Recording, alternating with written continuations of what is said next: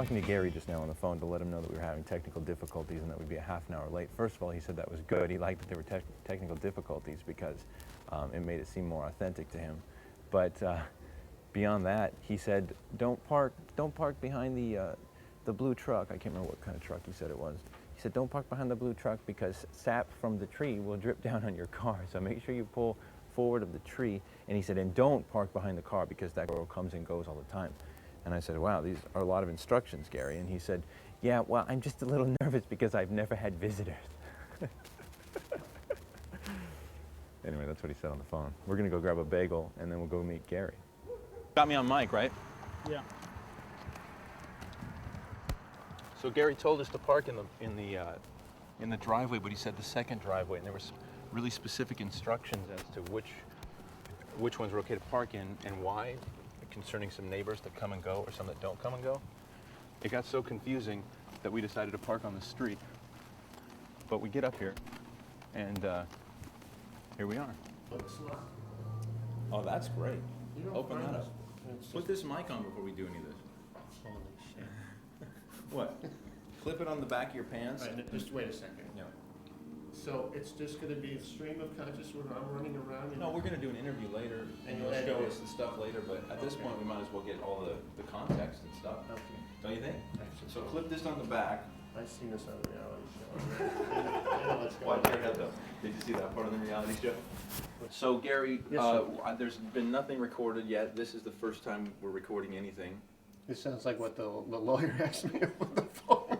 And he said, and all rights granted, been released to our youth program.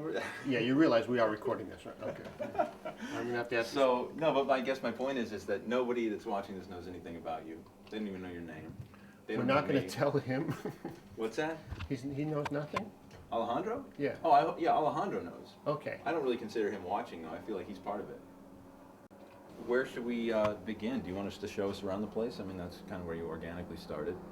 I think Okay. what we'll do later is sit down and actually have an interview. But Okay, obviously, you know, sure. wherever you have the artifacts that you're going to share with us, you know. Oh yeah, I just grabbed a box from two boxes from storage, And one we're of going to them look is, at it here. Yeah, we'll lay it on it.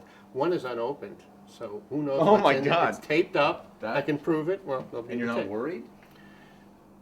I'm dying to see what's in there. It's labeled, but there might be a surprise. What is the label on it? It says U1 and magic saucer. Don't get any ideas. I was brought up in the 50s. I knew about flying saucers. I wondered about beings from other planets and universes, and these were like having contact with that sort of phenomena. Being able to throw a disc and watch it whirl through the air Close my eyes. was exciting. Thanks to Gary, we can learn where the Frisbee got its name. This was produced at the Frisbee Pie Company in Bridgeport, Connecticut. The students in the area would eat the pie. You could see the knife marks in the tin, and after the pie was gone, they'd turn it over and throw the pie tin. I have a valuable Frisbee collection. I've collected for, must have been 30-something years. Yeah, I probably started collecting in 72. By 72, I thought, gee, this Frisbee might be worth saving. Let me not throw it anymore and trash it. I'll put it away and I'll remember, gee, I threw this once upon a time. And from that sprang a vast collection.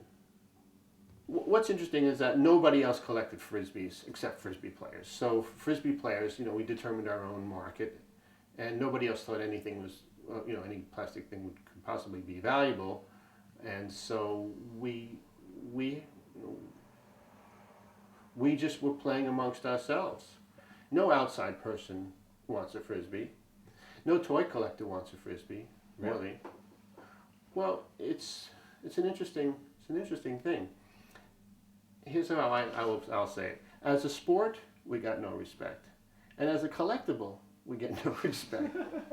Yes, millions of Frisbees are sold every year, but why don't you see it on the sports report?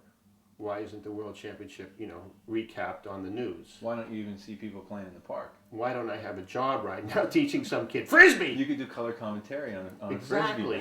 Frisbee. Would that be incredible? There's a lot of reasons for that. It's not just, oh gee, oh well. Is it basically because Frisbee players are kind of like freewheeling sort of types, or? Not so much. To a large extent, this came about because Whammo Incorporated, or Whammo Company, Whammo Corporation. Well, now it was incorporated. Now it's a separate entity. But Whammo had a trademark and patent on the word Frisbee, and you couldn't say you were a Frisbee player. Can you imagine? What do you call yourself even? We're disc players. Can you imagine if in baseball, the word baseball was owned by Rawlings, for instance, and unless you played in their tournament or their sport or their, gathering of those sorts of athletes, you couldn't say you were a baseball player. You'd have to say you were a ball player. Yeah, we're ball players. What the hell's a ball? Oh, you mean a baseball player? Well, why didn't you say so? Well, we can't. We cannot say that legally, or they'll sue us. We can't put it in the paper because they'll sue us. You definitely can't start a league unless they run it. They own it. Right. So what you had was Whammo sponsoring their own tournaments, and their promotional arm, the International Frisbee Association, was the body that sort of promoted this and ran it. But you were playing a Whammo company meet. All right, now. All right, here's the story. Once upon a time, I was at a fly market selling my wares along with many, many other Frisbee players. And a guy walked up and took a reasonably valuable disc off the table, flipped it up, and spun it on his fingernail, scraping the entire underside and leaving marks. I said to him, "What are you doing?" He said, "Why?" I went, "Do you realize what you've just done?" "No." "Well, you've just made that a used disc. It was mint. Now it's depreciated in value tremendously, and you're paying for it." I made him pay for it. What did he say? He said, "No, I'm not." I said, "Yes, you are." And I got all the other players who watched this happen. Well, he had to cough up about $50. Because of all the other players? Everyone said, "What are you doing? That's ridiculous. You don't come to and he was a Frisbee player. You don't come to a Frisbee play and play with the things it's just, it's tantamount to... When was that? And this was at one of your fly yeah, it's a good fly markets? 30 years ago. When you spin a Frisbee on your fingernail, you leave a lot of marks on it. You really... This doesn't have any except for maybe... Look, it's smooth here, so it never hit the ground and slid all over the pavement. Yeah. Guess what? There's no dog bites in there either. No, there's not. Notice the number of times they wrote Whammo. I was just going to point that out. 1, 2, 3, but 4 down here too. It's laden with trademarks. The other thing I notice is the inside has a rim, but only on about 2/3. Easy. I'm just using that. Okay. The soft pad. Soft pad. This Frisbee's a beautiful woman in my hands. Yeah, pretty much. It's got a ridge right Worth there. more than... No, it's worth more than most This is women. several $100s. Don't know how many hundreds, you but just said? several. No, I was joking. There's a little slice of Americana right there. What is the significance of the names of the planets, though? It's all astrological or something. Cosmic. It's all cosmic. Okay. Trademark, registered trademark. Let's go deep. But here's the box for the disc that's made in India. Oh my God. Narulas, flying saucer. New Delhi, right there, my friend. Look at the picture on that. It's worth everything. Yeah, it's beautiful. Product of Narula. Yeah, so there's the box.